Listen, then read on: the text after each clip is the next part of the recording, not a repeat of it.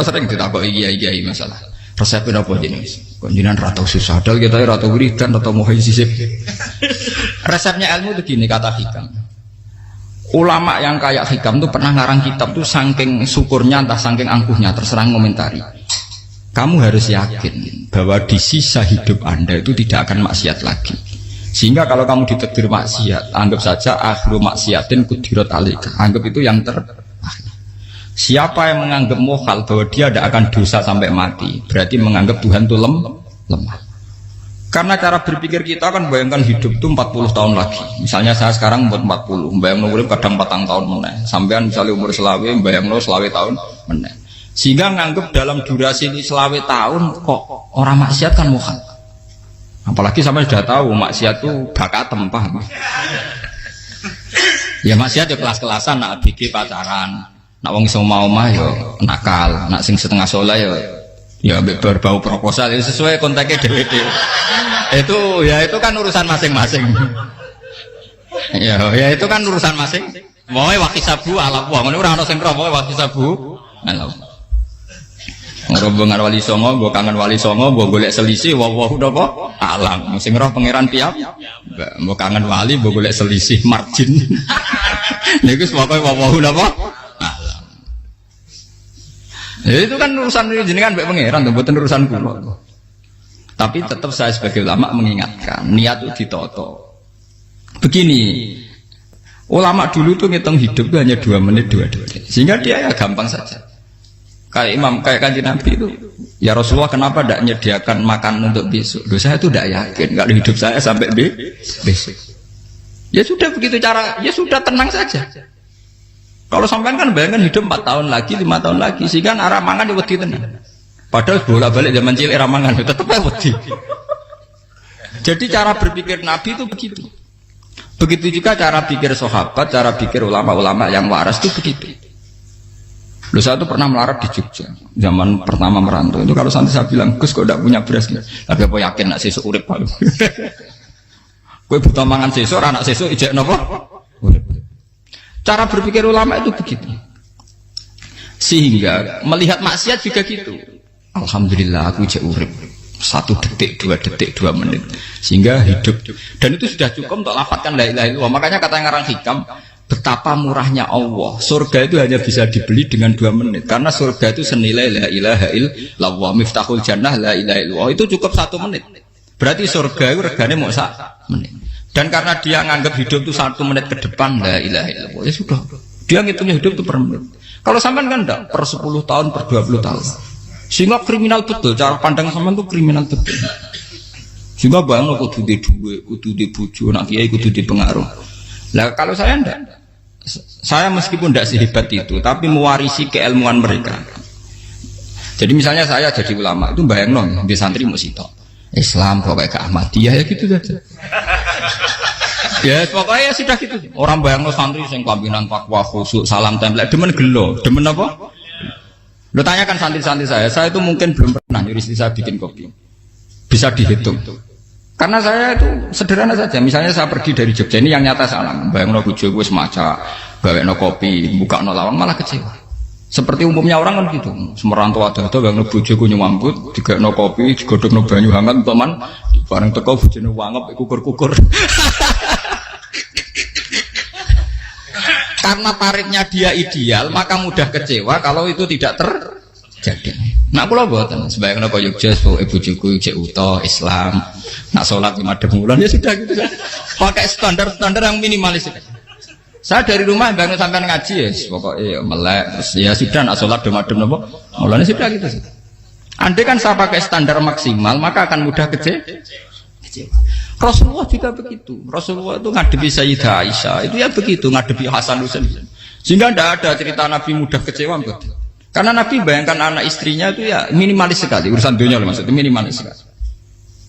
Misalnya Nabi pagi-pagi tanya, ya Aisyah apa ada sarapan? Tidak ya Rasulullah, ya idzan asumu, kalau itu saya puasa. Kalau sampean usul-usul ora digekno kopi wong wedok apa? Itu kan repot. Muni-muni itibak sunnah Rasul tapi tidak pernah sampean mendekati sunnah napa? Rasul. Sehingga ya tenang saja Nabi. Saya tuh alhamdulillah bisa niru dalam gitu-gitu tuh bisa. Makanya ini kiai muda paling jauh. Banyak kiai-kiai yang sepuh itu kalau urusan gitu konsultasi sama saya. Gus siapa kain? Ini kalau ada sampai era dekarep. Juga saya tidak pernah bayangkan apa tanggaku seneng aku atau orang ngaji aku kecewa, tidak pernah bayangkan. Sama itu kan makhluk, tidak penting. Kecewa tidak kecewa itu tidak benar. Saya itu orang alim, ngerti ini warido kamat lubi, ora warido kum. Yang tak gulai ridane pengiran, antara ridane sing ngaji, ridane konsumen. Itu apa makhluk tidak penting. Itu harus dilatih. Harus apa? Sehingga orang itu kalau biasa sholat, maksudnya biasa ta'alluq bi Allah, mesti la'alla katardo, mesti gampang puas. Karena dia iktifak ngalap cukup bi Allah Subhanahu wa ta'ala.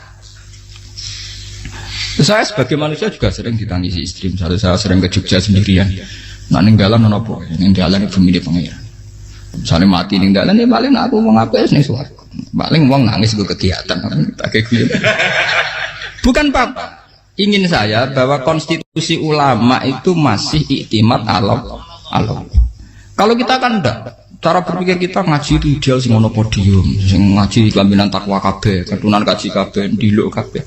Kita akan pakai standar-standar yang dengan asumsi kita. Padahal Nabi zaman sugeng al iman hahuna wa yusiru ila qalbihi sadrihi salah. Iman itu urusan hati. Komitmen sampean be Allah Subhanahu wa taala. Nah ini resepnya. Makanya kata hikam liyakillah mata frohubi, mesti yakinlah mata sedubi. Sedikitlah kamu gembira dengan satu hal, nanti akan sedikit kamu yang kecewa. Artinya misalnya kados kula sebagai ulama seneng kula nu kok ijek iman. Ya nggak kayak wong awam. Ya sudah gitu. Jadi misalnya suatu saat kula jatuh, yang ngaji saya gak semeneng dadi kupeding. Wong sing seneng kula bubar kabeh. Kula ya ora susah, miskola darah bener. Gus saiki jenengan ora sing seneng. Ya tenang saja. Sing ora seneng ya makhluk ora jelas. Dan status mereka tetap la yadurru walayan. Ini harus dilatih. Sehingga Nabi itu ya meskipun beliau itu perang, sahabatnya meninggal ya tenang saja. Nabi cara berpikir yang meninggal mereka mati syahid, yang masih hidup dianggap berpotensi melakukan kebaikan. Sama tak warai resep-resep dari Rasulullah SAW. Saya ini sebetulnya memaksa, menjelaskan ini maksa, karena saya inginnya jadi ulama yang kayak umumnya orang, tidak ideal amat. Tapi kan saya ditakdir ilmunya itu ideal, jadi terpaksa saya jelaskan. Tapi kalau perilaku saya tidak akan ideal. Soalnya ngawur, saake mari Ghafuri pengiran nganggur bolak-balik cerita. Ada seorang wali, karena dia wali itu doa di multazam, ya Allah saya ini minta satu hal. Karena dia wali maka tidak minta uang, tidak minta jabatan, minta engkau takdir saya tidak pernah maksiat. Itu kan bagus sekali, minta doa ditakdir gak maksiat kan ada. Dari pengiran malah jabe. Fa'ena ada ukufran. Karena tahu maksiat malah sifat ghafurku tak ada kok endi. Gamane pengiran ini sifat ghafurku rak nganggur. Malah tidak ada orang selain Nabi kecuali ditakdir tahu maksiat. Dan sifat ghafuri pengiran efektif. Paham apa? Lara sampean kan ghafure mbok nggo kabeh. Dadi karek sadidul iqab. Karena maksiate sampean sering. Jadi sifat ghafure wis berlaku aktif. Saya karek nunggu sifat sadidul iqab. Paham ya? Itu beda dengan wali-wali. Sifat sadidul iqab mau aktif, mereka tidak punya dosa. Malah pangeran bingung gak kok sifat ghafure. Apa yang ada kok ghafur atau dosa. Tidak kok sadidul iqab gak tahu maksiat. Jadi pangeran malah sing bingung. Nak kowe ora tau maksiat ghafur kok tak dakok ndi. Kok ora tau maksiat, wong iku ora tau apa? Didakoki sadidul iqab gak mungkin atau maksiat. Lah pangeran ape dakok ghafur kan syaratnya dosa sik. Sampean kan walian. Ghafure wis dientekno. Keseringan kepake, paham ya? Karek nopo? Karek sadidul iqab. Ya itu memang standar Tuhan. Semua Quran itu kalau nyeritakan gitu, Nabi ibadi anni anal ghafurur rahim. Kawulaku ceritani, aku Ghafurur Rahim, tapi yo ceritani wa anna adzabi wal adzabul alim. Nabi ibadi anni anal Ghafurur Rahim wa anna adzabi wal adzabul alim. Kalau Nabi Ibrahim, Nabi Muhammad inna rabbaka lasari'ul iqab. Pangeran cepat nyiksane, tapi wa innahu laghafurur. Jadi dua sifat ini pasti aktif. Dan tentu ulama itu senang sifat ghafur itu ya meskipun aktif, tapi mereka tidak pernah ngambil fasilitas sifat apa? Kula baleni malih. Sehingga kayak Sayyidina Umar radhiyallahu anhu ketika beliau pertama jadi khalifah, ini cerita di kitab Hayati Sahabat. Pertama dia jadi khalifah, orang mengira dia akan ngomong hal-hal yang besar, visi besar tentang negara, visi besar tentang izzatil Islam wal muslim. Tapi ketika Umar pertama pidato begini, ayuhal muslimun ayuhan nas, ana, jari kata Sayyidina Umar, ana hulamun min bani Mahsud, akulu min kholati, saya ini pemuda dari Bani Mahsud. Kecil saya bisa makan karena bulik-bulik saya punya kebun kurma yang kalau saya memanen diopahi beberapa biji dan itu menjadi kuti wahayati, menjadi saya bisa hidup. Terus wassalamualaikum warahmatullahi wabarakatuh. Orang itu penasaran semua. Orang jadi khalifah pertama dibendem jadi amirul mukminin, pidatonya ngenang masa kecilnya ra kelar mangan, kelare mangan mergo buruh bulike. Paham ya? Ngondoh kurma terus dikai tamarotin, beberapa kurma sing dadekno iso, dan itu saya pakai sampai ketemu Allah Subhanahu wa taala saya pakai. Misalnya sekarang saya mulya, misalnya kalau dibilang mulya ya ana sing nyucup, ana sing husnudzon, ana sing hormat, macam-macam sawangane. Itu bodoh sekali kalau saya menikmati itu, bodoh sekali. Paling banter nikmati dicucup, dihormati itu apa? Tapi kalau nikmatnya bisa makan saat itu tuh nyawa. SBY jadi presiden prestasi, Gus Dur jadi presiden prestasi, tapi umpama presiden tetap mangan. Prestasi tertinggi ada bisa makan selisat dirumki gojo-gonyo. Makanya Umar mengingatkan, sebetulnya nikmat tertinggi saya itu tidak saat saya jadi khalifah, saat itu kok aku iso mangan, cara gak aku mati. Paham ya? Jadi itu luar biasa. Kita ini kan menjadi angkuh karena ngitung nikmat itu yang besar-besar, punya prestasi, punya. Kalau saya enggak ngitung nikmat itu kelar mangan gak mati, kan gampang. Sehingga saya tidak mudah kecewa karena tarifnya minimalis, gak gampang apa? Jadi misalnya kalau kapan-kapan kok berhubung, Gus ini ki Tuhan rasanya jangan ngeten-ngeten. Oh makhluk itu ya gak apa-apa. Kalau di status kiai kan seakan-akan ngomongnya sakral, seakan-akan mandi. Tapi nak tak status, oh makhluk itu ngomong ngono ya sudah kan. Menjadi kan distatuskan sebagai apa? Makhluk. Tentu makhluk statusnya la yadurru wala yanfa. Di sini ini penting. Orang-orang ahli tauhid tentu tidak punya kesusahan. Innalladzina qalu rabbuna wa tsummas taqamu. Itu mesti tidak ada kesusahan sama sekali. Misalnya ulama-ulama dulu mau mati, ya tenang saja. Mati kedua itu mati paling menantang ya, menyenangkan sekali. Karena mati yang seru itu mati zaman Al-Adam. Misalnya saya kelahiran tahun 70. Tahun 40-50 kan belum ada saya. Itu mati yang sejati karena Al-Adam. Kenapa? Al-Adam tidak ada. Mati yang nanti itu mati yang petualangan karena saya mati setelah menyaksikan kekuasaan Allah, setelah husnudzon sama Allah, sehingga mati yang menuruti kerinduan akan ketemu sang kekasih. Makanya Jalaluddin Ar-Rumi ketika mau meninggal dan orang-orang muridnya nangis, dia marah-marah. Hei murid-muridku, betapa bodohnya engkau. Saat kayak ini yang saya tunggu, saya sudah menyesal berusaha sampai Allah dat tak senang. Aku kecewa waktu makhluk-makhluk koyo kowe. Saiki wis wayahe aku goleki kholik dat sing tak senengi malah mbok tangi. Cek bodhone kowe. Saat-saat sing tenteni malah mbok tantang. Betapa aku lamanya menunggu kematian ini. Mergo hidup itu keterpisahanku mbek Allah, kemen ketemu kowe. Mulane Jalaluddin Rumilah yang mengistilahkan mati itu malam pengantin. Makanya fal'an awanus kirok minkum wa awan wisol habibi. Ini saat yang indah karena ketemu dengan berpisah dari makhluk-makhluk yang tidak penting menuju sama Habibi kekasihku. Jadi yang misalkan mati itu malam pengantin. Semenjak istilah itu populer sehingga di Jawa anak ngipi jadi nganten takwilane mati. Itu filosofi sufi ya, filosofi apa? Lah niku tenan. Begitu juga sahabat-sahabat dulu. Bilal mau meninggal, anaknya udah nangis. Bilal lagu ya. Ditanya sama anaknya, kenapa anak-anak kamu nangis? Dan jenengan badhe kapundhut. Aku malah seneng nang mati. Hudan nalqal akhibah Muhammadan wa hizbah. Aku nak urip ketemune mbek kowe terus. Malah nak mati ketemu Nabi Muhammad. Hudan nalqal akhibah Muhammadan wa hizbah. Nah, dengan cara pandang begitu maka hidup itu enjoy saja. Ya saya sebenarnya keberatan pakai kelas ini, keberatan karena saya harus ngulang sampean-sampean. Ya makanya potensi kayak saya tentu mengurangi jadwal ketemu. Makanya saya mohon kalau tidak penting itu jangan sungkan. Anggap saja itu bagian dari hormat saya. Ya minimal sampean misalnya di dua sekretari gue jajan pentolan enam lapo mau kesuwan bareng malah repot. Wes ganggu wong anak peleleran Pak. Nah misalnya sampean kepen takok hukum, uang nak rapi pinter, hukumnya takokane ya ringan, takok kiai tanggam paling bisa. Karena pertanyaan yang ringan tentu ya ringan-ringan saja kan. Gak perlu kiai kali sampean ra usah GR. Kalau pertanyaannya angel Gus gak ono sing iso jawab. Uang nak ralim tahke, ku pertanyaannya ya ora patimu tuh. Iku wis kangelan ngoten. Ini mboten ngenyek tapi padha enak. Bodoh apa? Makanya kalau latih. Jadi hikam sendiri itu ada manhaj, ada metode. Kalau orang supaya tardo, liyakillah ma tafrahubi, yakillah ma tahzanu.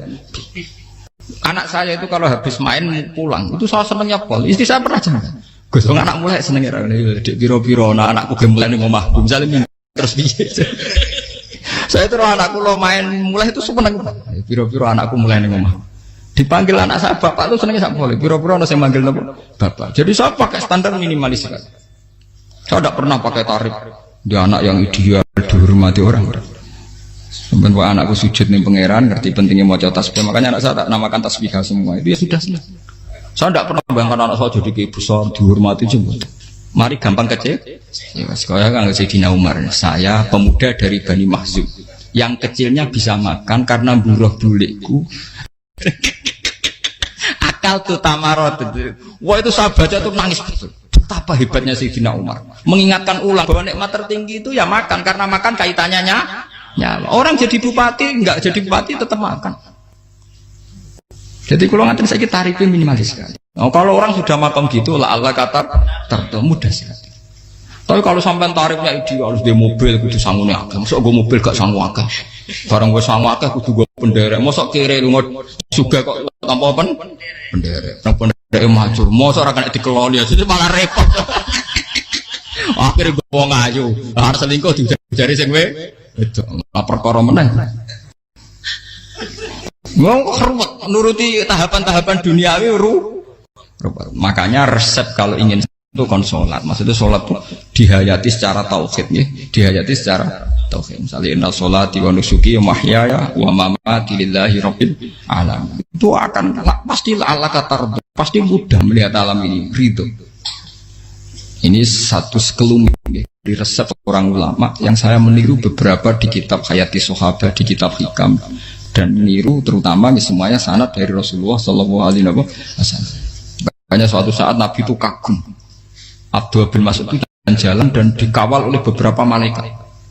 Terus Nabi itu heran. Ya kenapa itu selalu mengawal kamu? Kata Abdullah bin Mas'ud, ya Rasulullah, inilah akhtu khutwatan illa wa azunnu alla akhtu wa ukhra. Wa ma aqaltu luqmatan illa wa azunnu alla alqamu ukhra. Saya itu tidak pernah melangkah kecuali saya tidak pernah yakin apa betul saya bisa melangkah lagi. Jadi perlangkahnya itu dia iktimat Allah. Dan saya tidak pernah mengunyah satu kunyahan kecuali saya tidak yakin apa betul saya bisa mengunyah lagi. Setiap kunyahnya tetap semuanya berada Bismillah. Semua itu atas nama pertolongan atas kata Rasulullah. Orang kakak andikan saya ada nabi terakhir itu jadi nabi. Jadi kemana? Makanya dulu nabi itu sering ngendikan. Andikan orang-orang kayak gitu itu ada nubuah. Tentu mereka punya derajat apa? Nubuah. Jadi tidak jadi nabi tapi punya derajat apa? Nubuah. Lah orang yang cara berpikir gitu tentu tidak khawatir apa yang hilang dari dirinya karena dia berkontrak dengan Tuhan hanya per menit per detik. Jika mempunyai resep al-mu'min yusiru sana Allah ayakuna li nafsi zakiron. Seorang mukmin yang sejati tentu kontaknya dengan Allah Subhanahu wa taala dan dia tidak pernah ingat dirinya sendiri.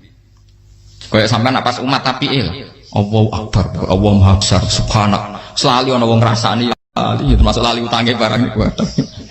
Tapi yang jelas kan menjadi enjoy dengan dirinya sendiri.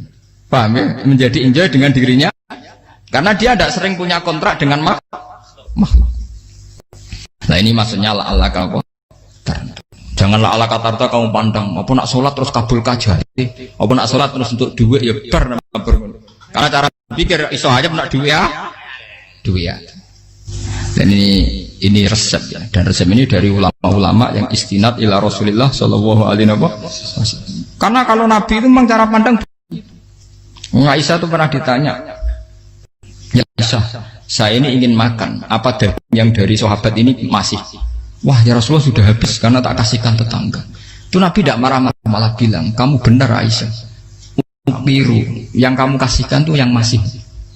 Karena daging dipangan dewe kadang nuruti nafsu. Nak dikekno wong sudah kau nuruti perintahnya pengen. Jadi kanjeng Nabi, beneran Aisyah. Dagingnya ijek. Mau keluar tiang kok malah ijek. Sing bogo sudah kau malah sing ijek. Cara berpikir Nabi itu begitu. Tapi tahu-tahu disederhanakan sunnah Nabi serbanan. Lah itu kan ya memang itu bagian dari sunnah Nabi, tapi sunnah seharga 10.000. Paham ya? Ya monggo mawon sampean sunnah Nabi serbanan gitu, tapi itu sunnah yang bisa dibeli dengan murah. Hakikatnya sunnah Nabi itu rata-rata bentuknya perilaku, napa?